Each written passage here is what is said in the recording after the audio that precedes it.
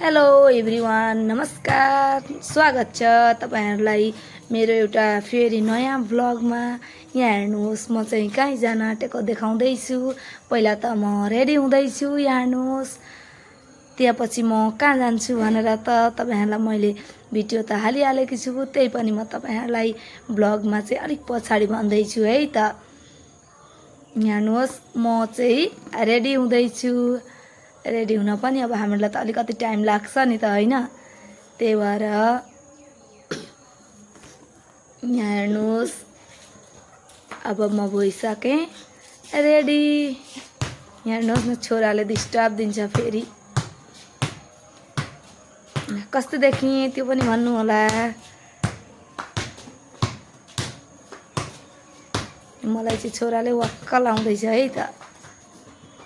अब रेडी भएर म निस्किँदैछु। उनीहरू चाहिँ अघि निस्किसकिरहेछन् है जानका लागि। हामीलाई नै टाइम लाग्छ नि त हैन रेडी भएर निस्किन त। यहाँ हेर्नुहोस्, म रेडी भएर निस्किसकेँ। यहाँ हेर्नुहोस्, यिनीहरू रेडी भएर बाटैमा छन् है। त्यहाँ पछि म पनि चढेँ। अब हामी चाहिँ जाँदैछौँ बाटोमा। यो चाहिँ हाम्रो घर अगाडिकै बाटो हो है त। यहाँ हेर्नुहोस्, यहाँ पछि हामी पुग्यौँ मेन रोड। मेन रोड पछि हामी लाग्यौँ विश्वनाथ घाटतिर, किनभने आज यहाँ चल्दैछ गोखाई मेला। हामी चाहिँ गोखाई मेला हेर्नका लागि गएका है साथीहरू। तपाईहरुले पनि हेर्नु भएको छैन भने हेर्नु होला। यहाँ हेर्नुहोस्, हामी फारम मिसनरी पुग्यौँ। यहाँ पछि यहाँ हेर्नुहोस् त बाटो कति भिड छ। यहाँ हेर्नुहोस् है त बाटो कति भिड छ है। हिँडेर पनि गइराख्नु भएको छ। हामीहरूको घरदेखि धेरै टाढा छैन, 5 मिनेट हिँडेर जाँदा पुगिन्छ। अब हामी जान त गयौँ बाइकमा, तर हामीहरूले यहाँदेखि चाहिँ बाइक लान पाउँदैनौँ, किनभने यहाँदेखि नो एन्ट्री लागेको रहेछ।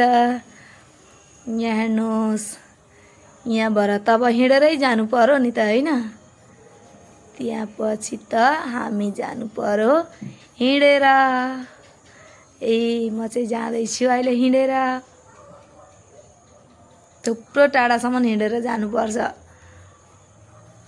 अब तपाईको लगभग 3-4 मिनेटसम्म हिँडेर जानुपर्छ है त। यहाँ हेर्नुहोस्, म हिँडेर जाँदा चाहिँ मैले फेरि साथीहरू भेटेँ नि त। यहाँ हेर्नुहोस्, हामीहरूको घर छेउछाउ छिमेकी दिदीहरू पनि जानु हुँदै रहेछ। उनीहरू पनि मलाई पनि भिडियोमा हाल्दैन भन्नुभयो नि त। जान्नुहुन्छ म भिडियो गर्छु भनेर, त्यही भएर हाई भन्नुहुँदैछ है त। हामी चाहिँ जाँदैछौँ मेला। अब म तपाईहरुलाई केही क्षणमै देखाउँदैछु मेलाको दृश्यहरू।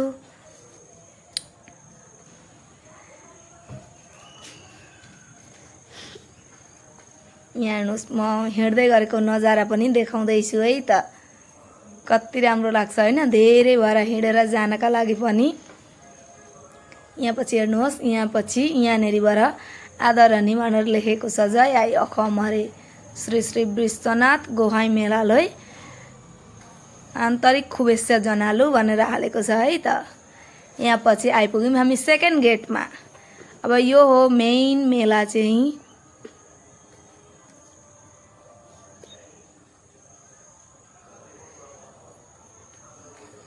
हामी आइपुग्यौँ मेला। यहाँदेखि लगभग स्टार्ट भइसक्यो है मेला चाहिँ। यहाँ हेर्नुहोस्, यहाँ फेरि अर्को नो एन्ट्री छ, किनभने यता र उता।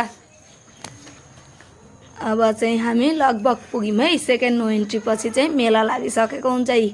मेला त तपाईहरुले देखिहाल्नु भयो होला कस्तो त टाइपको छ हामीहरूको यहाँको गोखाई मेला। म त्यो पनि तपाईहरुलाई देखाउँदैछु, तपाईहरु हेर्न चाहिँ नछोड्नु होला। यहाँ हेर्नुहोस्, मेला भनिसक्दा कति भिड हुन्छ हैन। यहाँ हेर्नुहोस्, हामी मेन पुग्यौँ मेलाको भित्र।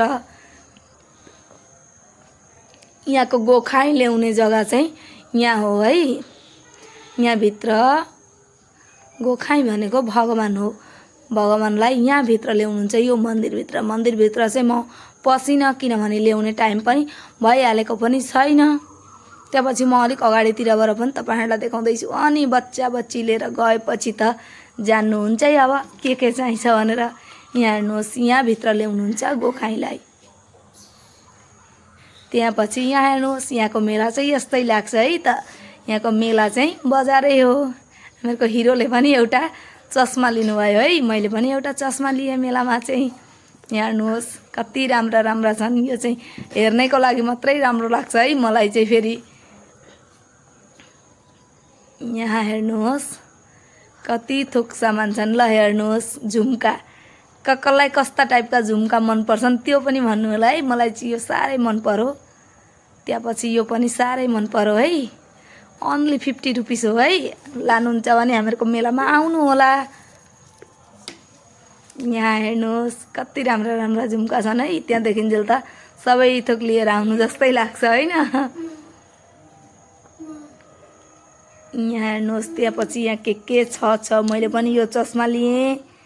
लिन त हामीहरूको विशेष केही पनि थिएन, त्यही पनि घुम्नको लागि भनेर गएका। किनभने यो सबै गाउँका मान्छेहरू जान्छन् नि त। मेरो हस्बेन्डले चाहिँ लिनुभयो के तर मैले चाहिँ आज चाहिँ केही लिन है यो मेलामा।